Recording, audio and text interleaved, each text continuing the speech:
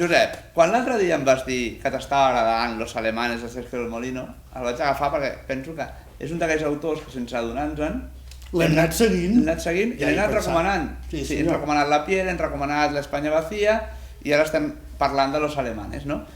Que és un llibre que a mi m'ha agradat molt l'argument i que m'ha tingut tens fins al final a veure com l'acabava, perquè explica una història curiosa, d'una gent curiosa, ara ho expliquem més, i tot i així també vull dir coses que també he trobat que no m'han acabat de fer. Anem per lo positiu primer, Pensem-ho bé. Anem per...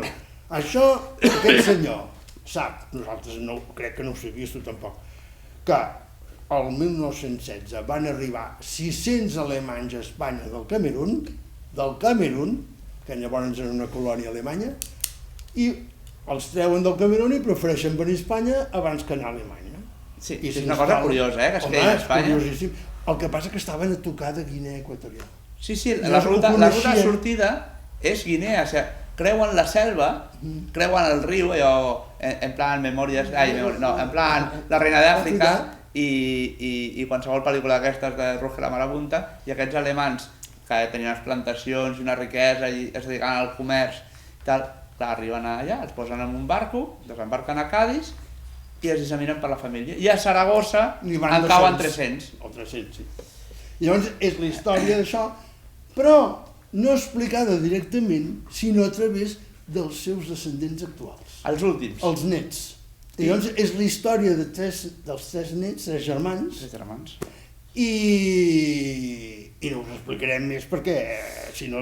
Bueno, hi ha coses que es poden comentar, perquè clar, aquesta gent que viu a aquesta Espanya alhora són alemans, mantenen... La història és això, com es manté una comunitat alemana a Saragossa, però llavors l'escola alemana, tots alemans, però no deixen també de ser una mica saragossans i aquesta gent són manyos. No, els nets ja són manyos. Són manyos. Són manyos alemanys. Integrats, però amb el seu passat alemany, d'aquestes coses que queden a les cases, no? I aquí la gràcia del llibre és com explica la vida interior de les cases.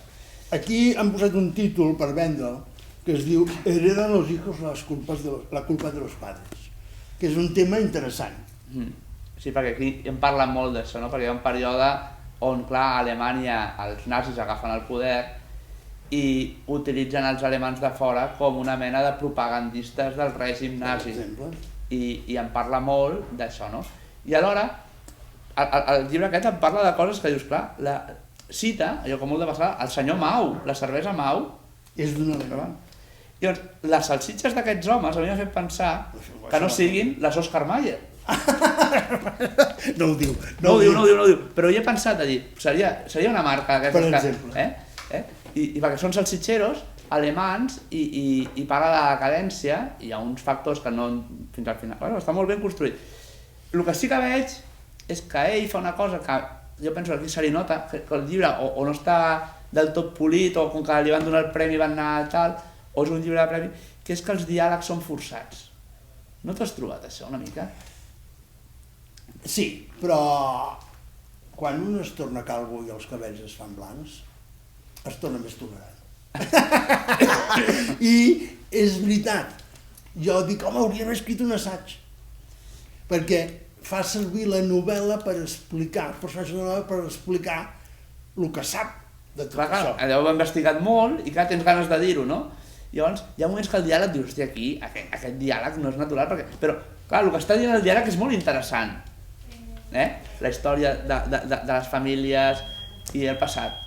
Però és que Marilyn Monroe i Línies Lollobrigida i el que vulguis, i la Meryl Streep, n'hi ha molt poques. Clar. I això és un llibre que està bé.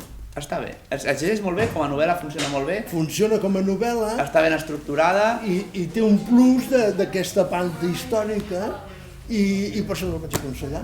I a mi m'ha agradat. Pues ja està. Los Alemanes, Sergio del Molino, Alfaguara. Alfaguara.